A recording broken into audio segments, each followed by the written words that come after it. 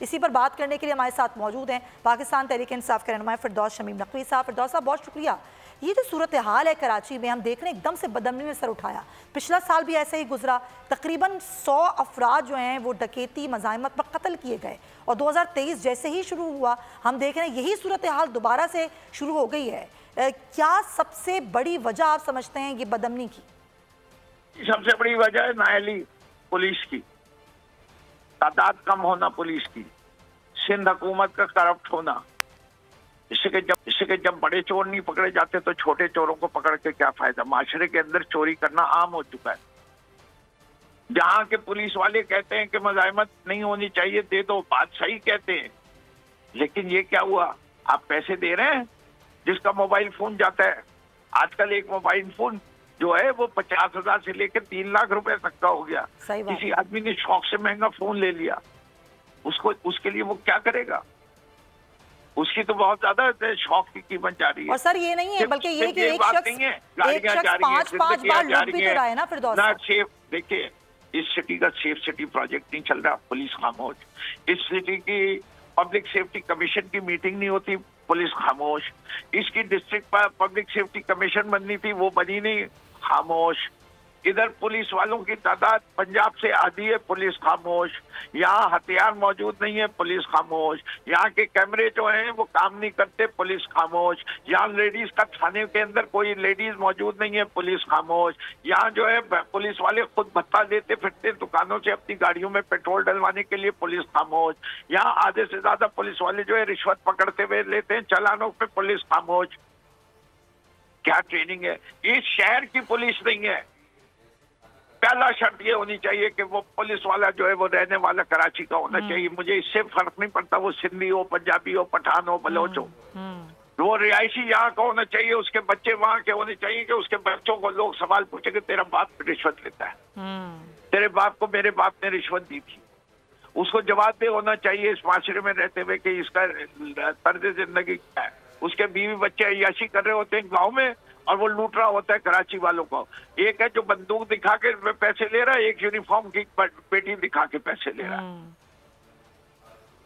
एक तो ये सूरत हाल है, और फिरदौस साहब आप ही देखें मोटरसाइकिल के ऊपर जिसने हेलमेट नहीं पहनी होती उसको रोकते 500 रुपए लेता है। वो तो बहुत आराम से होता है इस शहर में। अभी आपने एक बात की कि जो पुलिस चीफ हैं वो कहते हैं कि आप मज़ाहमत ना करें, लेकिन एक शख्स 5-5 बार लुट रहा है, वो उसकी नकदी छीन के, उसकी कीमती अशिया छीन के जा रहे हैं और वो मज़ाहमत ना करे।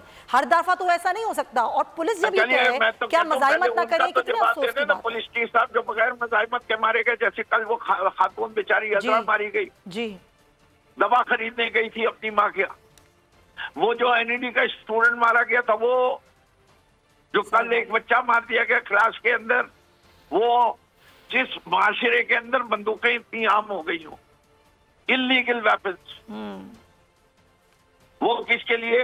वो हथियार कहाँ बिक रहे हैं, ये चोरी के मोबाइल फोन कहाँ बिक रहे हैं, ये चोरी के मोटरसाइकिल के पार्ट्स कहाँ बिक रहे हैं, ये गाड़ियां जो चोरी होती हैं इसको पुर्जा करके कैसे बेच देते हैं, जो पूरी गाड़ियां निकाल देते हैं कराची से और चली जाती हैं फाटा की टेरिटरी में और अफगानिस्तान, वो कैसे?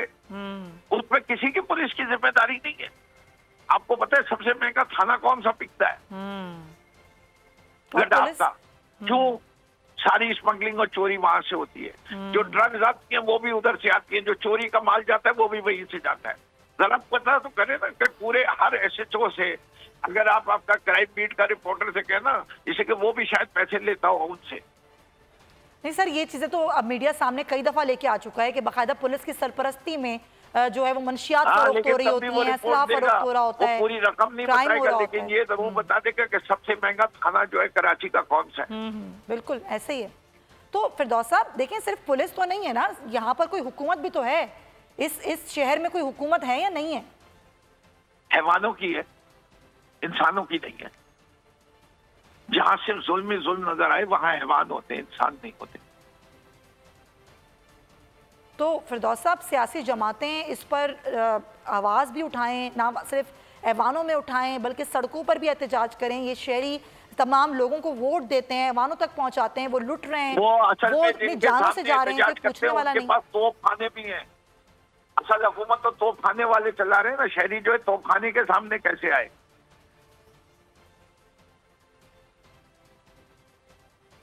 जी है, क्या ख्याल है?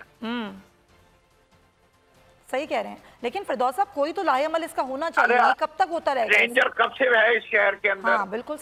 आई थी 2 साल में ट्रेनिंग करने के लिए पुलिस की, और अब हो गए कितने साल, इसके उनको भी वही आदत लग गई है पैसे कमाने की, रिश्वत लेने की, कमीशन खाने की। जब भी आप फौज को एक्सपोज करेंगे सिविलियन पॉपुलेशन से, फौज खराब होगी, सिविलियन नहीं खराब होंगे। 2022 बहुत सारे तोहफे भी देके गया पाकिस्तान की आवाम को। पाकिस्तान की आवाम को एक तोहफा ये दिया कि आवाम को पता चल गया कि पाकिस्तान का मीडिया क्या है। हक और सच का सफर साल 2022 में बोल रहा नंबर 1। हमने बहुत सारे शोज और ट्रांसमिशंस की, पूरा साल मुसलसल जदोजहद में निकल गया कि ये वोट ऑफ कॉन्फिडेंस के पीछे कौन लोग थे। तोड़े रेटिंग के सभी रिकॉर्ड। सोशल मीडिया पर भी सबसे ज्यादा तेजी से 2.4 बिलियन व्यूज का संगे मील अबूर किया। एंकर्स को भी आवाम में सबसे ज्यादा मकबूलियत मिली और सोशल मीडिया पर भी बोल रहा सब पर भारी। सब्सक्राइब करें और बेल दबाएं ताकि कोई खबर रह न जाए।